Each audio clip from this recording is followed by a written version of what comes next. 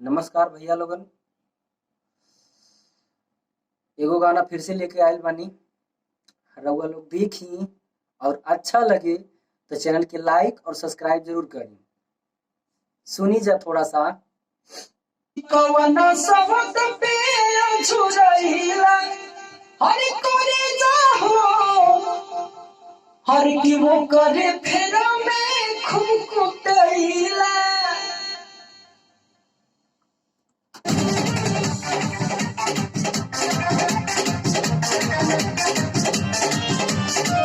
कवना करइला प्यारी न जतइला कवना करइला प्यारी न जतइला कवने सबक पे झुरइला के पिया हो वो करे फेरा में खूब कुटइला कवना करइला प्यारी न जतइला कवना करइला प्यारी न जतइला कवने सबक पे झुरइला करे जाहो वो करे फेरा में खूब कुटइला के पिया हो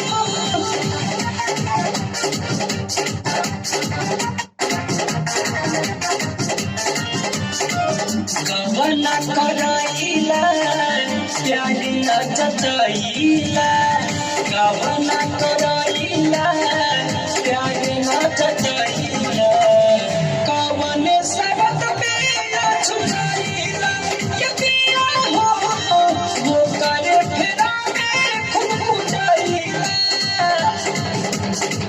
कवना करइला प्यारी न जतइला कवना करइला प्यारी न जतइला कवने सबक पे झुरइला करे जाहो वो करे फेरा में खूब कुटइला के पिया हो या अच्छा लगल हो तो लाइक और सब्सक्राइब जरूर करी जा। और अब तो रिकॉर्डिंग स्टार्ट हो गई है, मतलब जिसको कराना हो अपना रिकॉर्डिंग कर। सिंगर का मतलब अगर गाना लेट हुआ हो तो अपना रिकॉर्डिंग करवा सकता है, कोई दिक्कत नहीं है। चाहे लाइव हो और चाहे ट्रैक हो, चाहे न्यू ट्रैक बनवाना हो या ओल्ड ट्रैक पे गाना हो, किसी भी प्रकार का ट्रैक हो, चाहे लाइव ट्रैक कटवाना हो, मतलब हर प्रकार का ट्रैक मौजूद है यहाँ पर।